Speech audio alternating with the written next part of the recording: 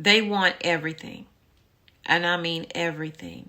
They want to know every transaction you make, whether it's Cash App, Venmo, PayPal, or whatever app you use to receive your payments. Let's get into this video.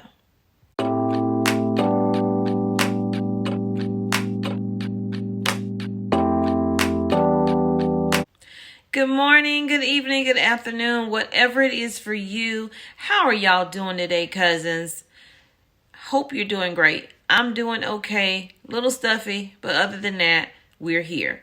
So if you're new to the channel, welcome to Tommy's Carolina Homestead. If you have not become a cousin, go ahead and hit that subscribe button and join the channel. And I turn on your notifications because I do post more than one video a day sometimes. And let's get into this video. So the IRS warns taxpayers about the new $600 threshold for third-party payment reporting. I told you earlier in the year, or maybe it was like springtime, that this is something that they were saying they were going to do starting in 2023. Well, it is starting now. So let's dive deep into it and see what they're talking about. How much reporting do we have to do? So let's do some key points. The IRS on Tuesday warned taxpayers about new $600 threshold for receiving Form 1099-K. This is for third-party payments. The change applies to payments from third-party networks such as Venmo, PayPal, and you can add in there Cash App and whatever little payment app you have on your phone that you're receiving these funds with. For transactions such as part-time work, side jobs, or selling goods.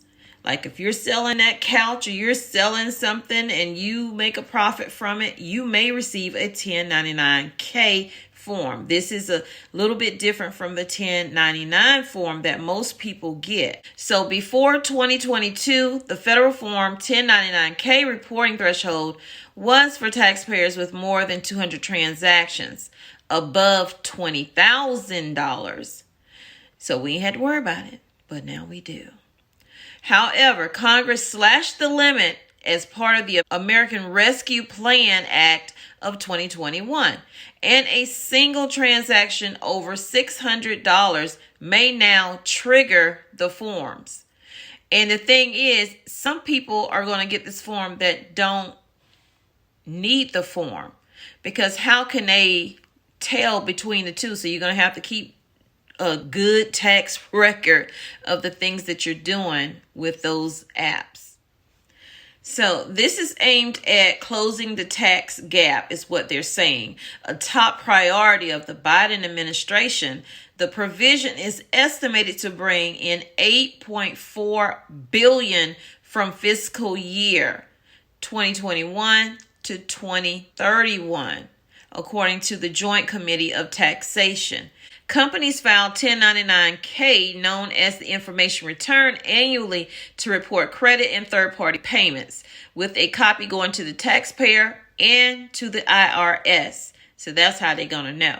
The article goes on to state that the challenge with the new lower threshold amount of $600 for Form 1099-K is that personal payments and reimbursements could be incorrectly reported as taxable transactions, meaning some people may report stuff, or they may request that you report this because they received the 1099-K on you in this transaction, but that transaction really wasn't about business, it was personal. So some people may end up paying more money than they need to be paying.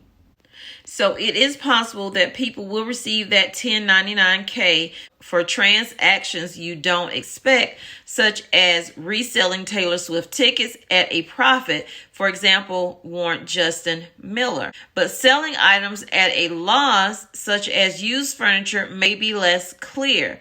Obviously, if you sell a $2,000 couch for $1,000, there's not taxable transaction. You don't get a capital loss for it, and you don't have a gain.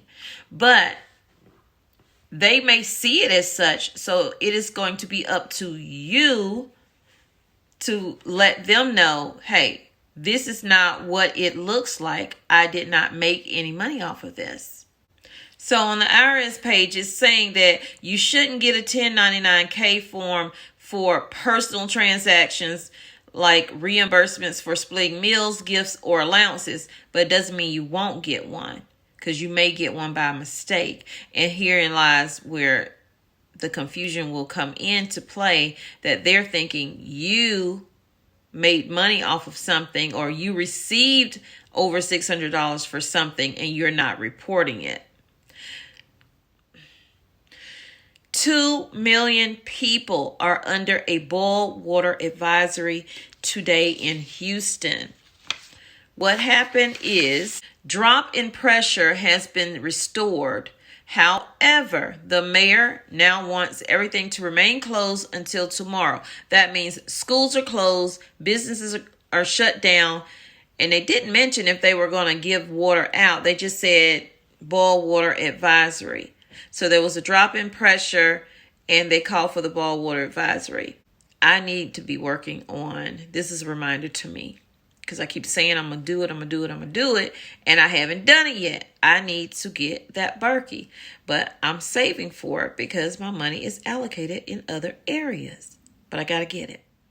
In other news, Dr. Fauci has said that RSV could become a public health alert.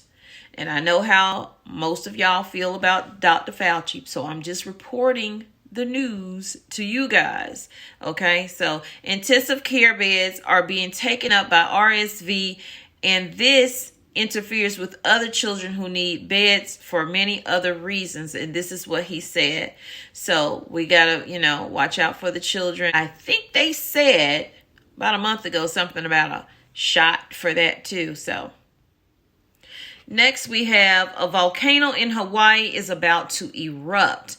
Ash is now burning from the volcano.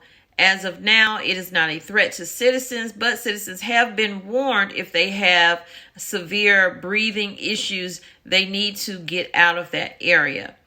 And they do expect that the ash will build up to 3 feet. And they do expect that this volcano will erupt, which hasn't erupted in over 38 years, you guys. So that's what's going on over there. Last night I did a video over on my other channel, Tommy Bites TV. If you're not subscribed to that channel, please go over there and subscribe and help a girl. So last night I reported that it was 17,000 people without power due to an airplane crashing into power lines. So all power was cut intentionally because they needed to get them down. They were hovering about 100 feet off the ground, dangling in power lines. So this took several hours, and because of that, it stretched from one county to the next, and 23,000 people actually were without power. And I'm not sure if they're still without power or not. I know that they did get the pilot and the passenger out. It was only 2 people in there. They had some injuries and were treated for that, but then they had to also get the airplane down. And this is why, we prepare the best that we possibly can for power outages and having backup heat, backup generator, whatever it is that we need, because we don't know, a freak accident like this could happen, or it could be weather related, or it could be a brownout where too much power is being placed on that infrastructure. So they will shut things off to control it and to conserve the power. So guys, in news of the weird, before we head out to the store, a woman is suing Kraft Heinz over their Velveeta mac and cheese cups. I will put that picture in here. Yeah, these cups right here. So what it's saying is they lied about how long it would take to prepare it. Apparently, it says a lesser time, but it took 3 to 5 minutes or somewhere around there. Come on, y'all. People really don't want to work for it. They want to sue for it. So that is news of the weird. But back to the Berkey filters, you guys, they are doing a deal. So I went to Berkey Filters official page, and they're doing, well, they probably always do this. I think I saw this before. They do have a, holiday sale, but they also have a scratch and dent sale that is year round for items that may have a small dent in them or just a scratch, in transporting or whatever. So it says factory blemish travel Berkey is $278. It was $344. The other one is the Big Berkey scratch and dent is $312 now. It was $364, and the other one was $426. The larger one, now it is $347. So that is something to look at as well. Hopefully nothing's wrong with it.